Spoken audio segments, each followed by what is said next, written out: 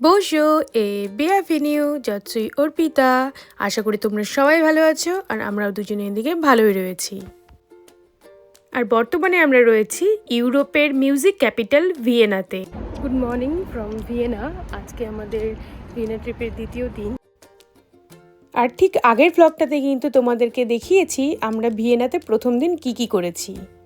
আজকের দিনটা শুরু করছি আমাদের ব্রেকফাস্ট টেবিল থেকে। সকালবেলা চটপট ঘুম থেকে উঠে ফ্রেশ হয়ে এখন চলে এসেছি ব্রেকফাস্ট করতে। আর আমরা কিন্তু সবসময়ই যখন হোটেল বুক করি ব্রেকফাস্ট সমেতই বুক করি। আর আজকের দিনটা কিন্তু ভীষণ ব্যস্ততম কাটবে আমাদের, কারণ আমাদের আজকের জন্য রয়েছে অনেক অনেক প্ল্যান। চটপট হোটেল থেকে বেরিয়ে পড়েছি আর চলে এসেছি আমাদের হোটেলের কাছে থাকা একটা মেট্রো স্টেশনে। আর এখানে এসেই সর্বপ্রথম কিন্তু আমরা টিকিট কেটে নিচ্ছি। কাল যখন আমরা ভিয়েনা ঘুরছিলাম তখন কিন্তু বেশিরভাগটাই পায়ে হেঁটেই ঘুরেছি, তেমন করে মেট্রো ট্রাম এগুলোর প্রয়োজন হয়নি, কারণ আমরা যেখানে হোটেলটা বুক করেছিলাম তার আশেপাশেই কিন্তু সমস্ত জায়গাগুলো ছিল। কারণ বর্তমানে এখন আমরা প্রথম ডেস্টিনেশনের উদ্দেশ্যে রওনা হয়েছি আর ইতিমধ্যে আমরা পৌঁছেও গেছি। আর এই জায়গাটা কিন্তু শহরটা থেকে একটু দূরে, তাই এখানে মেট্রো নিয়েই আসতে হলো। আর আমরা কিন্তু টিকিটগুলো আগে থেকে অনলাইনে বুকিং করে এসেছি। আর এখন বাজে মোটামুটি 10:30 আর আমাদের টিকিট কাটা রয়েছে 11টার দিকে। তো চটপট এবার চলে যাই। স্টেশন থেকে বেরিয়ে একটু হাঁটতেই কিন্তু আমরা পৌঁছে গেলাম আমাদের আজকের দিনের প্রথম ডেস্টিনেশনে, যেটা হচ্ছে একটা প্যালেস। আর এই প্যালেসের যেটা নাম সেটা আমার পক্ষে সঠিক উচ্চারণ করা সম্ভব নয়, তাই কিন্তু আমি স্ক্রিনে দিয়ে দিচ্ছি। ভিয়েনাতে আসার সাথে সাথেই কিন্তু আমরা এই ধরনের ঘোড়ার গাড়ি অনেক লক্ষ্য করতে পেরেছি। কালকেও বহু দেখেছি, ইভেন তোমাদেরকেও দেখিয়েছি। তো বেসিক্যালি এই ঘোড়ার গাড়িগুলোকে কিন্তু ব্যবহার করা হচ্ছে ট্যুরিস্টদেরকে ঘোরানোর উদ্দেশ্যে। তাই যে সমস্ত ট্যুরিস্ট স্পটগুলো রয়েছে আশা করি সমস্ত জায়গাতেই কিন্তু এই ধরনের ঘোড়ার গাড়ির ব্যবস্থা রয়েছে। তো সকাল সকাল আজকে কিন্তু আমাদের ঘোড়া প্লাস ঘোড়ার গাড়ি দুটোই দেখা কমপ্লিট। আর এখানে দেখো প্রাইসও লেখা রয়েছে যে পার পার্সন কত করে লাগবে যদি আমরা এই ঘোড়ার গাড়িটা করে ঘুরতে চাই। এখানে ঘোড়ার গাড়ি কেন মানুষ ইউজ করবে, কারণ এই যে প্যালেসটা কিন্তু ভীষণ বড়। আমি যতদূর শুনেছি গোটা প্যালেসটা ঘুরতে কিন্তু আমাদের সময় লেগে যেতে পারে 5 থেকে 6 ঘন্টার মতো। ইতিমধ্যে আমরা কিন্তু প্যালেসের ভেতরে ঢুকে পড়েছি। যেমনটা তোমাদের বললাম টিকিটটা কিন্তু আগে থেকেই কাটা ছিল আর আমরা সময় পেয়েছিলাম সকাল 11টার সময়।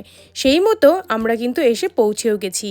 আর এই প্যালেসের এন্ট্রি ফি হচ্ছে 24 ইউরো পার পারসন। টিকিটের সাথেই কিন্তু একটা অডিও গাইড ইনক্লুড করা রয়েছে, সেই মতো আমরা এখন অডিও গাইডটা নিয়ে নেব। খুব একটা বেশি ভিড় ছিল না, তাই আমরা চটপট হাতে পেয়ে গেলাম আমাদের অডিও গাইড। অডিও গাইডটি হ্যান্ডওভার করার সাথে সাথেই কিন্তু সেটাকে কিভাবে ইউজ করতে হবে সেটাও সেই কাউন্টার থেকে আমাদের বলে দিয়েছে। তো বেসিক্যালি প্রথমে যেটা করতে হবে অডিও গাইডটার মধ্যে নিজেদের পছন্দ মতো একটা ল্যাঙ্গুয়েজ চুজ করতে হবে। আমরা সেই মতো ইংলিশ ল্যাঙ্গুয়েজটাকে সিলেক্ট করে নিয়েছি। বেসিক্যালি এটাকে কিন্তু ফোনের মতো করে ইউজ করতে হবে, মানে এই যে অডিও গাইডটা রয়েছে তার মধ্যে কিন্তু বিভিন্ন নাম্বার রয়েছে 0 to 9। এবার আমরা যে রুমে ঢুকবো তার মধ্যে যে স্পেশাল মূর্তি বা স্ট্রাকচার যাই থাকুক না কেন সেটার গায়েও কিন্তু নাম্বারিং করা রয়েছে। সেই নাম্বারিংটা দেখে আমরা যদি এই অডিও গাইডে সেই নাম্বারটাতে ক্লিক করি তাহলেই কিন্তু আমরা সেই জিনিসটা সম্পর্কে অনেক কিছু জানতে পারবো। এইভাবেই কিন্তু আমরা অডিও গাইড নিয়ে এখন এই প্যালেসটার ভেতরটা ঘুরে নিচ্ছি। বেশ 1-1.5 ঘন্টা 2 ঘন্টার মতো এই প্যালেসের ভেতরে আমরা কিন্তু সময় কাটালাম, বিভিন্ন জিনিস দেখলাম, জানতে পারলাম। তবে হ্যাঁ, ওইগুলো কিন্তু আমি শ্যুট করতে পারিনি যেহেতু এখানে ভিডিও শ্যুটটা অ্যালাউ করছে না। আর ইতিমধ্যে আমরা কিন্তু ট্যুর কমপ্লিট করে এখন দাঁড়িয়ে রয়েছি যে সুভিনিয়র শপটা রয়েছে সেখানে। আর জানো এই প্যালেসেই কিন্তু আমাদের বলিউডের একটা খুব পপুলার সিনেমার শুটিং হয়েছে, সলমান খান আর ক্যাটরিনার টাইগার জিন্দা হ্যায়। আর জানো কি এই সিনেমাটার অনেকগুলো পোর্শনের শুটিং কিন্তু এই অস্ট্রিয়াতে হয়েছে, তার মধ্যে কিছু কিছু পোর্শনের শুটিং আর ভিয়েনাতেও হয়েছে। আর এই সিনেমাটির একটি গান রয়েছে, সেই গানের একটা পোর্শনের শুটিং কিন্তু এই প্যালেসের একটা রুমের মধ্যে হয়েছে। গানটার নাম আমি তোমাদেরকে স্ক্রিনে দিয়ে দিচ্ছি, তোমরা দেখতে পারো। আমি তো বাবা বাড়ি থেকে ভালো মতো করে গানটা দেখে এসেছিলাম যে এই জায়গাটা কোথায়, প্যালেসটার মধ্যে খুঁজে বের করবই। আমি কিন্তু খুঁজেও পেয়ে গেছি, কিন্তু যেমনটা তোমাদের বললাম এখানে কিন্তু ফটোগ্রাফি অ্যালাউ করছিল না, সেই জন্য আমি কোনো ফটো বা ভিডিও তুলতে পারিনি। বাকি ওই রুমটা ছিল কিন্তু দেখতে অসাধারণ। তো প্যালেসের ভেতরে ঘোরা কিন্তু আমাদের কমপ্লিট। আর ওই যে রৌনক দাঁড়িয়ে রয়েছে আমাদের ব্যাগগুলো কালেক্ট করার জন্য। আসলে যখন প্যালেসের ভিতরে ঢুকতে হয়েছিল তখন কিন্তু ব্যাগগুলোকে এখানেই জমা করে দিতে হয়েছিল। আর এখন আমরা চলে এসেছি এখান থেকে আমাদের ব্যাগগুলো কালেক্ট করতে। ব্যাগগুলোকে কালেক্ট করেই কিন্তু আমরা এখন চলে এলাম প্যালেসটার পেছনের দিকটাতে। আর যেমনটা বলেছিলাম এই প্যালেসের পেছন দিকটা মানে গোটা প্যালেস চত্বরটাই কিন্তু ভীষণ বড়, যেটা ঘুরতেও কিন্তু অনেকটা সময় লাগবে। তো এদিক ওদিক খুঁজতে খুঁজতে তারপর দেখতে পেলাম এই ম্যাপটা। আর পেছন দিকে গার্ডেনটা ঢোকার আগেই কিন্তু এখানে ম্যাপ দেওয়া রয়েছে যে কোথায় কি আছে, কিভাবে এক্সিট করতে হবে, কিভাবে প্যালেসের সামনের দিকটাতে আসতে হবে। এই ম্যাপটার কিন্তু আমরা একটা ছবি তুলে নিয়েছি যাতে আমরা এই এত বড় জায়গার মধ্যে হারিয়ে না যাই। ইতিমধ্যে গার্ডেনের মধ্যে কিন্তু আমাদের 2-3 কিলোমিটার চলা কমপ্লিট। তার মানে আমরা ওই গার্ডেনটার মধ্যে হারিয়ে গেছিলাম। যতই আর কি ম্যাপটা আমি ছবি তুলে নিয়ে যাই, কিছুতেই আইডেন্টিফাই করতে পারছি না যে কোন দিকে যাব, এই দিক যাব না ওই দিক যাবো। চারিদিকে শুধু গাছপালা গাছপালা আর মানুষজন হেঁটে চলেছে। তো যাই হোক, তারপর কোনো না কোনোভাবে কিভাবে আমরা এই জায়গাটাতে এসে পৌঁছলাম। এই যে সামনে যে তোমরা প্যালেসটা দেখছো সেটাই কিন্তু ওই প্যালেসটা, যেটার নাম আমি উচ্চারণ করছি না, তার পেছন দিকটা। আর এখান থেকেও কিন্তু রয়েছে অসম্ভব সুন্দর একটা ভিউ। আর দেখতে দেখতে আরও একটা ঘোড়ার গাড়ি কিন্তু চলেই এলো। তো এখানে আমি সবাইকে সাজেস্ট করব, যদি কারোর হাঁটতে অসুবিধা হয় বা বয়স্ক মানুষ সাথে থাকে, তারা কিন্তু এই ঘোড়ার গাড়িটা করে এক্সপ্লোর করতে পারো। আর এই দিকে আমরা কিন্তু আরও একটা সুন্দর স্পটে চলে এলাম, যেখান থেকে এই যে জলটা পড়ছে আর পেছনের ব্যাকগ্রাউন্ডে কিন্তু সেই প্যালেসটা রয়েছে। এই ভিউটা কিন্তু সত্যি অসাধারণ। আর যেমনটা বললাম আজকে কিন্তু খুব গরম, এই জায়গাটাতে দাঁড়িয়ে থাকতে আমার খুব ভালো লাগছে, কারণ এই গরমের মধ্যে ওই ঠান্ডা ঠান্ডা জলের ছিটাফোঁটা পড়ছে, তাতে মনে হচ্ছে মন প্রাণ সব জুড়িয়ে যাচ্ছে।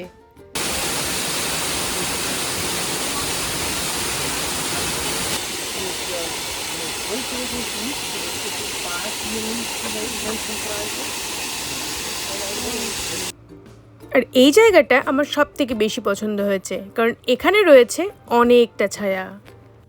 এরই ফাঁকে তোমাদেরকে আরও একটা ইনফরমেশান দিয়ে দিই, যেটা হচ্ছে বর্তমানে আমরা যেখানে দাঁড়িয়ে রয়েছি তার থেকে কিছুটা দূরে একটা উঁচু জায়গাতে রয়েছে একটা গেট, যে গেটটা দেখতে কিন্তু খুব সুন্দর। প্রথমে ভাবলাম যে না, গেটটার সামনে গিয়েই ভালো করে গেটটাকে দেখে আসি, কিন্তু এই রোদে গরমে এতটা হাঁটার পর আর এনার্জি নেই যে কিছুটা উপরে উঠে দেখব। বর্তমানে স্ক্রিনে যে দেখতে পাচ্ছ জায়গাটা, গেটটা, সেটাই কিন্তু সেই গেটটার কথাই কিন্তু আমি বলছি। তা এই প্যালেস চত্বরটা কিন্তু আমাদের ঘোরা কমপ্লিট। আর এখন আমরা এখান থেকে বেরিয়ে পড়ব। যাবার পথে লক্ষ্য করলাম এখানেও কিন্তু রয়েছে অনেক ছোট ছোট ফুলের বাগান।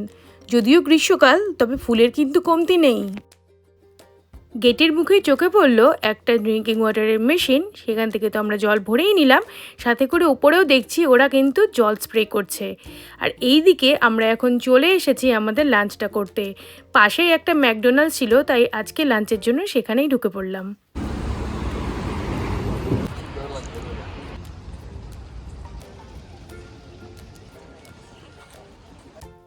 আর এখন আমরা চলেছি আজকের দিনের দ্বিতীয় ডেস্টিনেশনটাতে।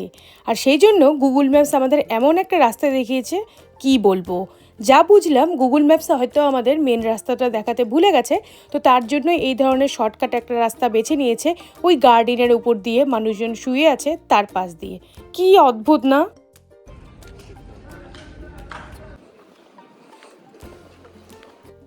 অবশেষে আমরা এসে পৌঁছে গেলাম আমাদের গন্তব্যস্থলে। আর বর্তমানে আমরা এখন দাঁড়িয়ে রয়েছি হফবার্গ প্যালেসের সামনে। আর এই প্যালেসটা ভিজিট করার জন্য টিকিট কিন্তু শুরু হচ্ছে প্রায় 20 ইউরো পার পারসন থেকে। এবার একটু বলি হফবার্গ প্যালেসটির সম্পর্কে। এই প্যালেসটি হ্যাবসবার্গ ডাইনেস্টির, আর তৈরি হয়েছিল সেই 13th সেঞ্চুরিতে। তারপর যদিও বা বহুবার এই প্যালেসটিকে এক্সপেন্ড করা হয়েছে। একটা মজার ব্যাপার হচ্ছে, এই যে প্যালেসটা রয়েছে সেখানে কিন্তু সেই সময়কার রাজা রানীরা শুধুমাত্র শীতকালেই থাকতো, যখন গরমকাল পড়তো তখন কিন্তু তারা শিফট করে যেত ওই যে আরও একটা প্যালেসে, যেখানে একটু আগেই তোমাদেরকে নিয়ে গিয়েছিলাম।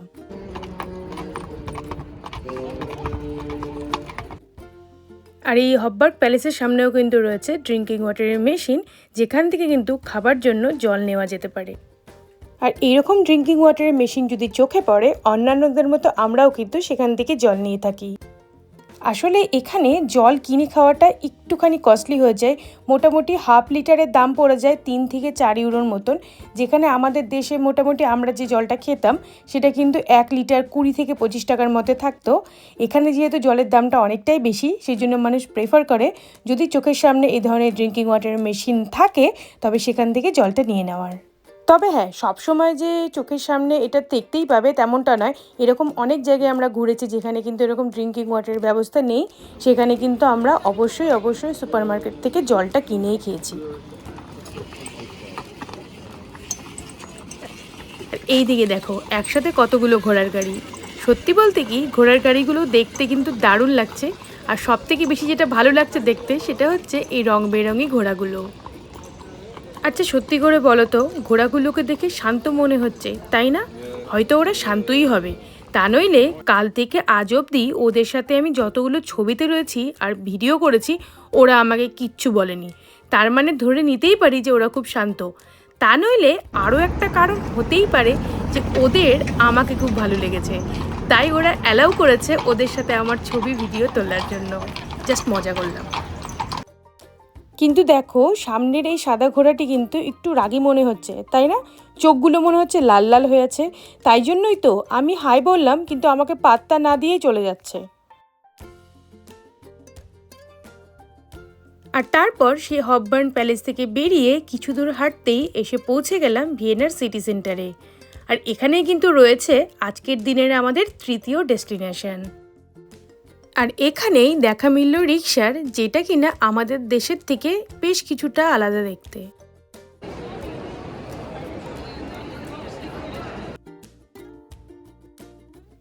তারপর কিছুক্ষণের মধ্যেই কিন্তু আমরা খুঁজে পেয়ে গেলাম আমাদের আজকের দিনের তৃতীয় ডেস্টিনেশনটাকে, আর যেটা কিনা একটা ক্যাথিড্রাল, যার নাম সেন্ট স্টিফেন ক্যাথিড্রাল। তাই আর বেশি দেরি না করে চটপট কিন্তু ক্যাথিড্রালের ভেতরে ঢুকে পড়বো, তা নইলে কখন যে বন্ধ হয়ে যাবে তার ঠিক নেই। আসলে গুগল ম্যাপসে কিন্তু এটা কখন বন্ধ হয় তার কোনো ইনফরমেশন নেই। আর হ্যাঁ, আর একটা কথা, এই চার্চে মানে এই ক্যাথিড্রালটাতে অ্যাডমিশন কিন্তু একদম ফ্রি। তবে হ্যাঁ, এখানে কিন্তু টিকিট কাটতে হয়, তবে সেটা ক্যাথিড্রালটা ভিজিট করার জন্য নয়, বরং এই ক্যাথিড্রালে দুটো পিলার আছে, সেই দুটো পিলারে যদি আমরা উঠতে চাই তাহলে কিন্তু অবশ্যই টিকিট কাটতে হবে। আর আজকের আমাদের প্ল্যান রয়েছে একটা পিলারে ওঠা, আর সেটার টিকিট কিন্তু আমরা এখনও পর্যন্ত কাটিনি। ওইখানেই কিন্তু টিকিট কাউন্টার থাকবে, তোমাদেরকে একটু পরেই আমি দেখাবো কিভাবে আমরা টিকিট কেটে সেই পিলারে উঠছি।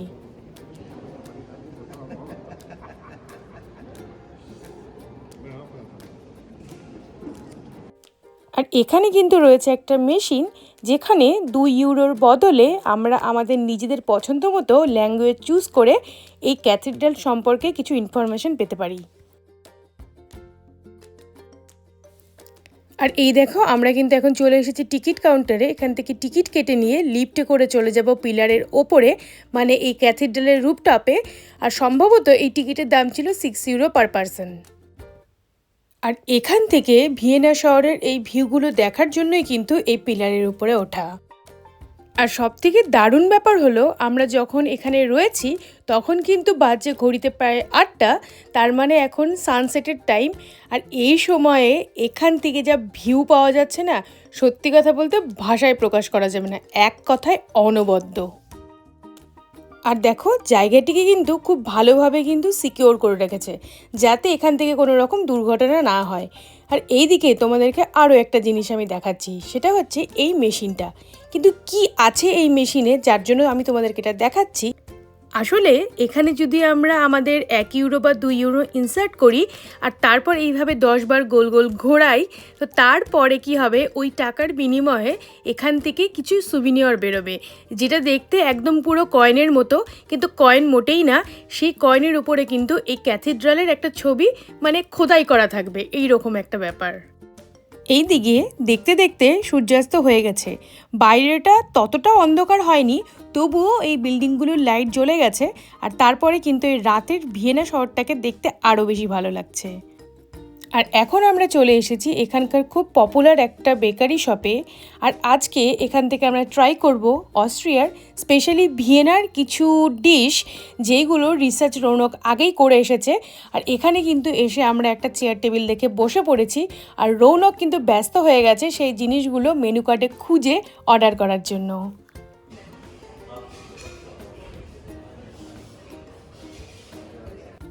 অর্ডার করার কিছুক্ষণের মধ্যেই কিন্তু আমাদের টেবিলে খাবারগুলো এসে হাজির হয়ে গেছে।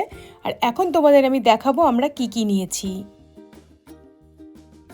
যেমনটা বললাম, এই খাবারগুলো এখানকার ভীষণ পপুলার খাবার। আর এইগুলো কি তার নাম আমি বলছি না, আমি কিন্তু নামগুলো স্ক্রিনে দিয়ে দিচ্ছি।